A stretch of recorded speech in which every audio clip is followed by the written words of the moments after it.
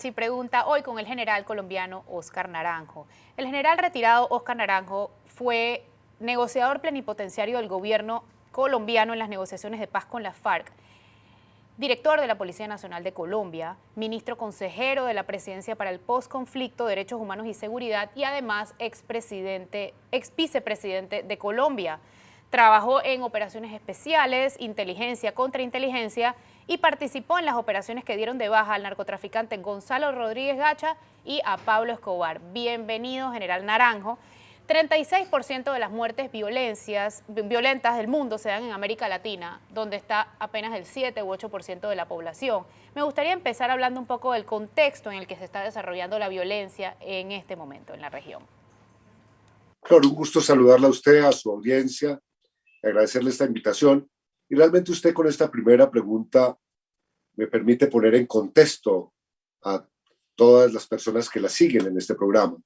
Tristemente, América Latina desde hace más de una década tiene el registro lamentable y trágico de que aportamos el 36% de las muertes violentas del planeta. Eso significa que al año entre 130 y 145 mil hombres y mujeres son asesinados en calles y en campos de América Latina. Y el contexto en que se da esa situación es muy particular. Estamos viviendo una verdadera inflexión de la humanidad con el tema del COVID, la pandemia.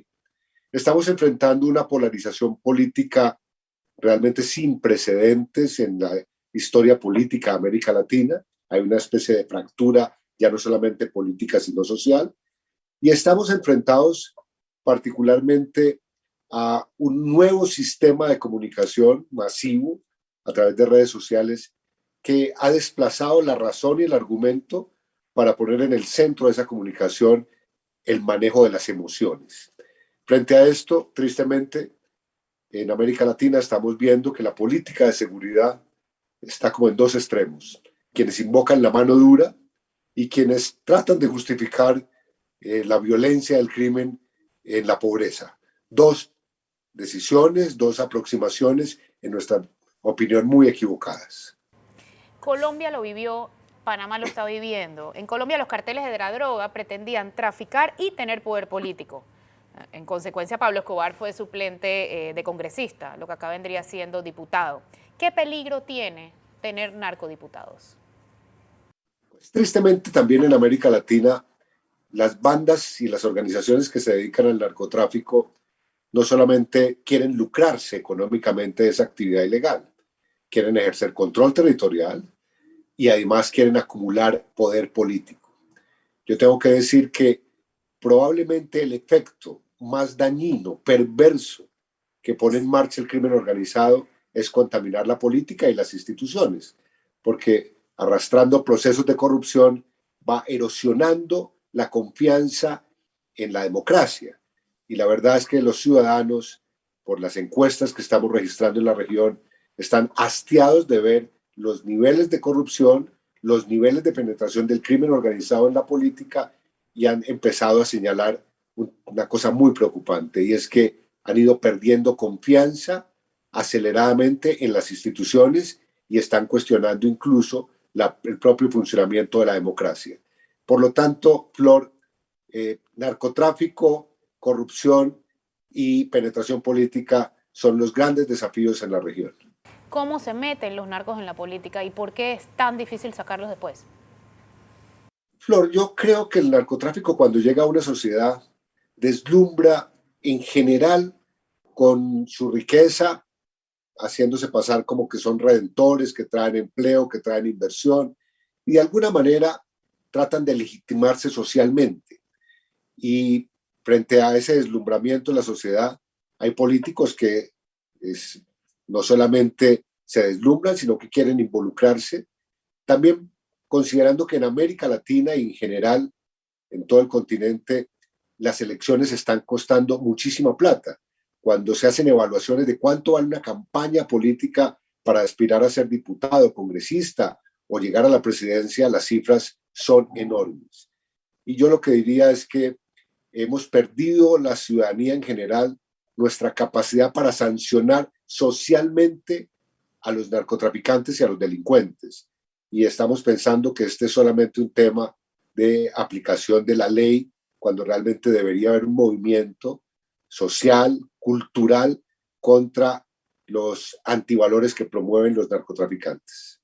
¿Qué pasa, general, cuando ya los asesinatos se dan a plena luz del día, en lugares familiares, sin capuchas? ¿Qué pasa cuando la delincuencia le pierde el respeto y el miedo a la policía? Flor, dos cosas. Yo creo que un tema que trajo el narcotráfico a América Latina y que probablemente es una de nuestras mayores tragedias, es que detrás del narcotráfico se ha vendido la idea de que la muerte hace parte de la solución de los problemas y todo pretendería arreglarse a través de la violencia extrema, asesinando al contradictor o al adversario. Y por otro lado, cuando se dan estos homicidios a plena luz del día, hay que hacer una valoración, porque de alguna manera un delincuente que sale a asesinar, un sicario que sale a matar, si sale a hacerlo como han salido, y especialmente en mi país, en eso tiene una historia trágica también, lo hace porque ve que el costo de hacerlo no es muy alto, que finalmente no va a haber autoridad que lo detenga, que puede burlar esa autoridad, o que incluso si lo capturan y lo judicializan, tiene altas probabilidades de que ese proceso termine en impunidad por deficiencias en todo el tema procedimental penal. General, ¿se están matando entre los malos? ¿Es una justificación válida para un gobierno? No.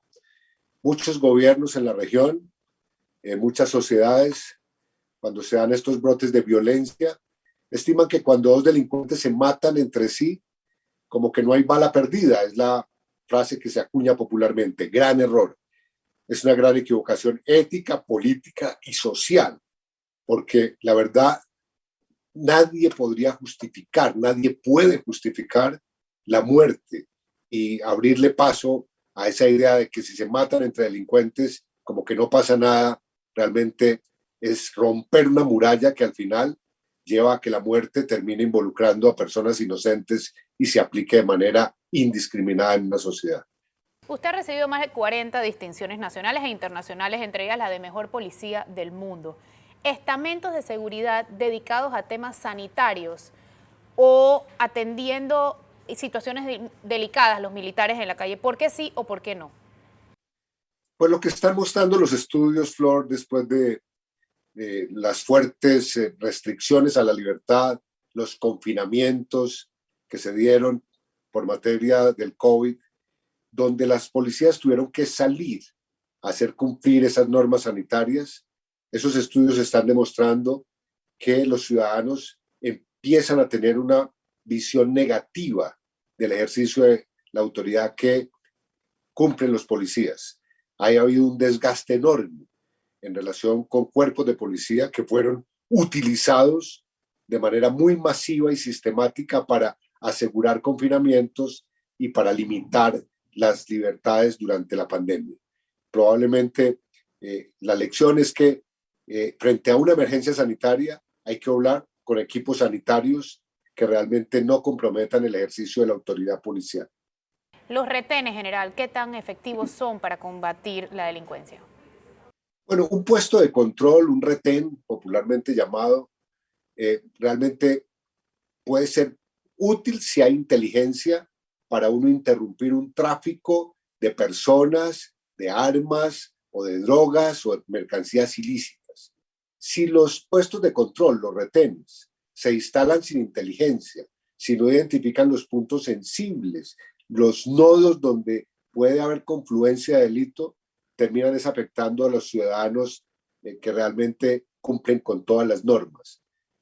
Vale la pena siempre, digamos, en la administración de policía, verificar cuáles son los resultados que produce un puesto de control, cuál es el costo que se paga en términos de legitimidad al interrumpir la movilidad de la gente y la credibilidad que puede, digamos, generar la instalación de esos puestos de control. Me parece que en muchos casos hay un desgaste enorme y repito, porque no se instalan esos puestos de control sobre bases sólidas de inteligencia para disuadir o perseguir el delito. Vamos a un cambio, general Naranjo. No se vayan, esto es Flor Misrachi Pregunta hoy con el general colombiano Oscar Naranjo.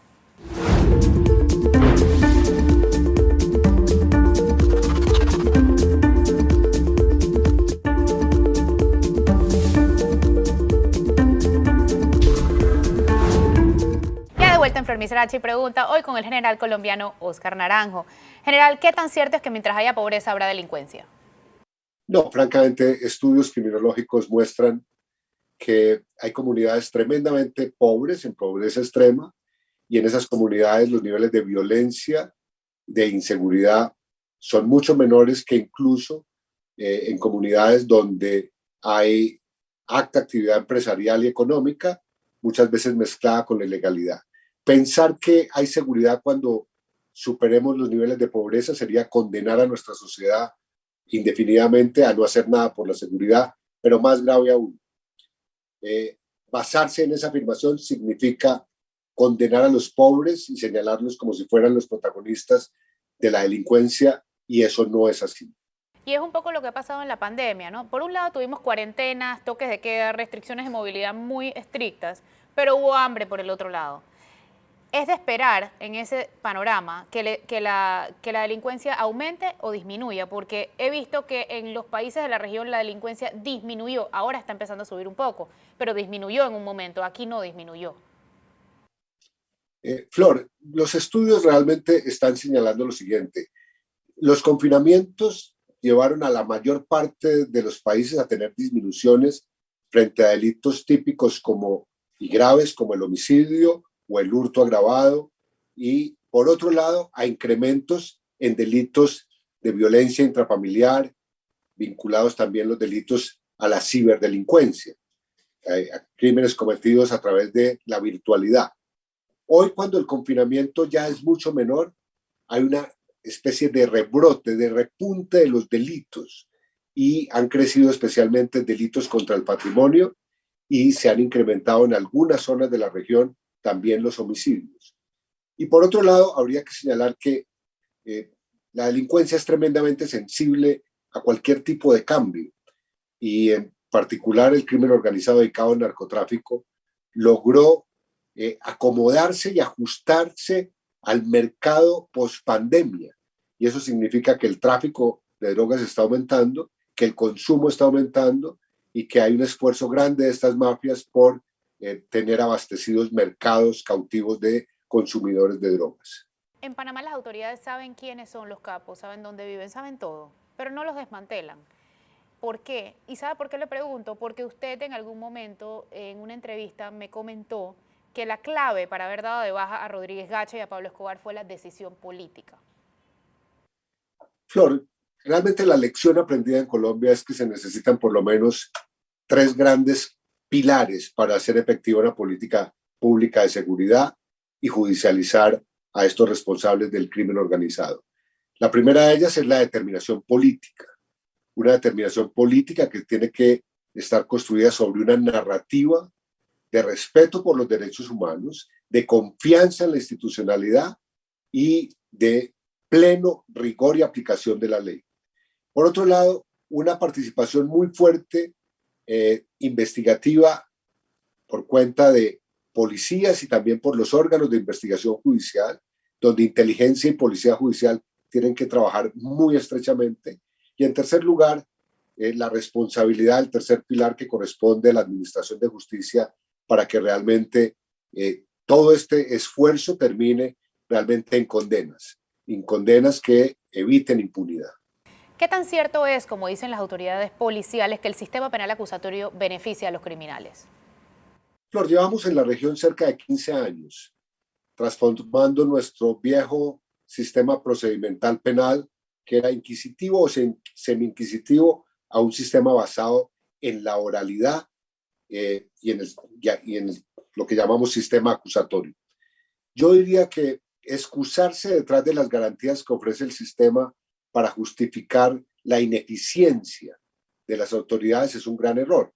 Lo que sí admito es que debemos acelerar la adaptación de ese sistema penal acusatorio sobre evidencia para que realmente los procesos no terminen en impunidad. Pero yo diría que pensar que si se agotan los recursos garantistas para, en todo caso, respetar la dignidad del delincuente, que tiene que ser respetada,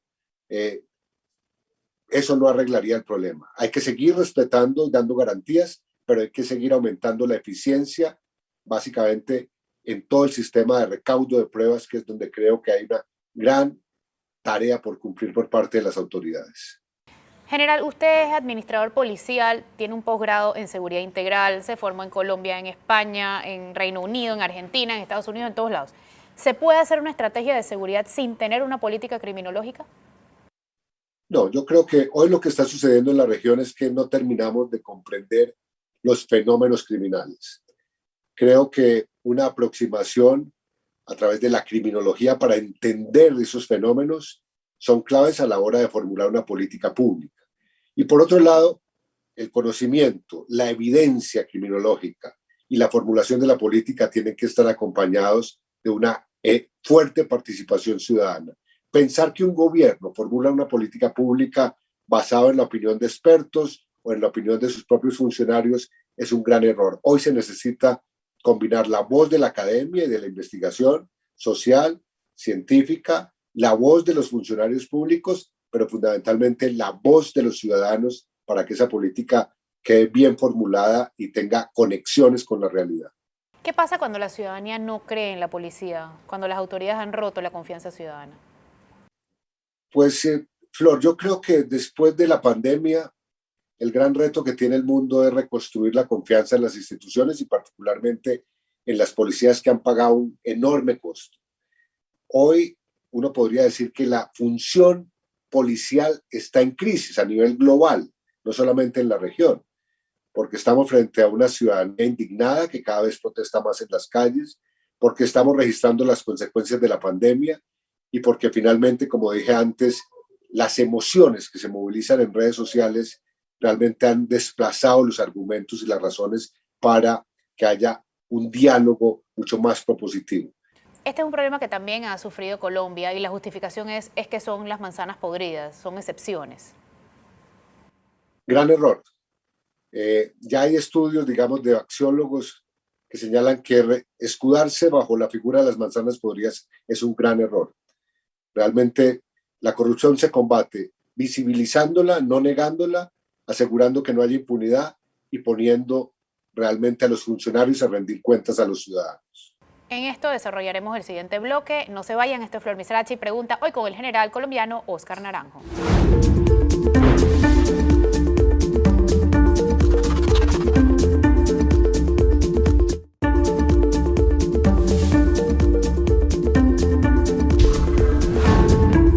Ya de vuelta en Flor Misrachi pregunta hoy con el general colombiano Óscar Naranjo. Siguiendo un poquito con el bloque anterior, ¿quién debe investigar internamente a los policías? ¿Otro policía, como aquí, o investigadores civiles independientes? Bueno, por lo menos tres instancias: la propia policía, las autoridades de control y las autoridades judiciales. Usted fue reconocido por la DEA y es consultor del BID para seguridad en América Latina. ¿Cuánto dinero se lava en Panamá? La verdad, las cifras no las tengo actualizadas, pero cualquier esfuerzo que sigamos haciendo para contener el lavado de activos resulta vital a la hora de cerrarle espacio al crimen organizado. En un país con la delincuencia en aumento, ¿cómo debería estar la veda de armas? Yo soy amigo de desarmar los ciudadanos.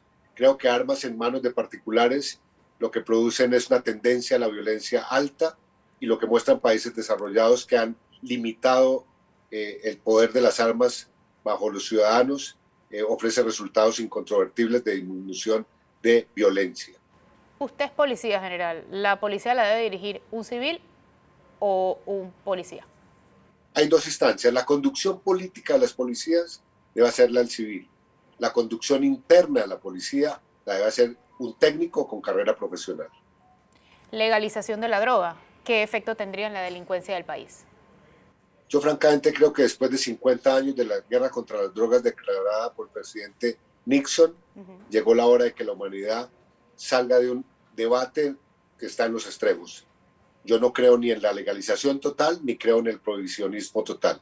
Creo que hay que empezar a regular algunas sustancias estupefacientes y a partir de la regulación cerrarle paso, digamos, a las utilidades criminales. Donde aumenta la circulación de armas ilegales, aumentan los homicidios. ¿Cómo se controla eso? Y va en la misma línea de la veda de armas. Yo creo que hay dos elementos. Primero, luchar contra la corrupción. Donde hay tráfico ilegal, hay necesariamente corrupción. Luego, llegar a acuerdos multilaterales, porque el tráfico de armas es transnacional. Nuestros propios países no producen las armas que se están comercializando en las calles. Y en tercer lugar, controles muy rígidos para que el porte de armas en manos de particulares sea el mínimo. Hace unas semanas capturaron a Cosio, que es uno de los grandes mafiosos de Panamá, a quien un juez soltó por error, teniendo incluso otro caso por el que estaba siendo buscado. ¿Existe tal cosa como un error así? Pues va a ser inevitable que haya errores. Lo importante, Flor, es que esos errores no se repitan y que particularmente se corrijan. Entiendo que en este caso se procedió luego a la recaptura, correcto, pero la verdad, este tipo de circunstancias le quitan mucha credibilidad en general a la justicia y por eso digo, son errores que no habría que cometer. ¿Qué mensaje manda, general, que se den matanzas masivas como las de La Joyita o fugas espectaculares como la de Ventura Ceballos, en las que está de más decir que participaron funcionarios penitenciarios porque nadie se fuga solo, y no hayan depurado responsabilidades ni se sepan qué quedaron las investigaciones? Sí, una masacre, digamos, es injustificable y tiene que ser investigada y sancionada con todo el rigor. Realmente, masacres u homicidios colectivos son un síntoma de que hay un deterioro grave de la seguridad y que hay particularmente una pérdida de confianza en las instituciones. General, ¿la cárcel resocializa o saca a los presos peor de lo que entraron? Bueno, yo diría que el gran pendiente que tiene América Latina es transformar su sistema penitenciario, abandonar la idea de que cuando se condena a un delincuente se le castiga y no se le ofrece una segunda oportunidad para resocializarse. Y yo diría que en América Latina el sistema penitenciario no está cumpliendo su misión esencial, que es resocializar. Y por eso la afirmación cada vez más frecuente de que las cárceles son universidades del delito, cosa que es injustificable. Para terminar, general, ¿por qué Panamá es tan importante en la ruta del narcotráfico? Bueno, Panamá tiene ese sitial privilegiado, realmente es el conector, no solamente de América, sino del mundo con su canal, y es un punto de comercio privilegiado. Y dado que traficar significa comercializar ilegalmente un producto, pues Panamá está en el centro de ese comercio para lo legal y para lo ilegal. Y por eso, desde Colombia particularmente, yo valoro cada esfuerzo que se hace para trabajar conjuntamente desde Panamá con otros países del mundo que necesita ser ayudado. Panamá necesita de la cooperación internacional porque no es un tema donde Panamá en solitario pueda enfrentar los desafíos que significa el tráfico ilegal de cualquier tipo de mercancía. Muchísimas gracias por acompañarnos, general. Esto fue Flor Misrachi Pregunta, hoy con el general colombiano Óscar Naranjo. Que tengan excelente día.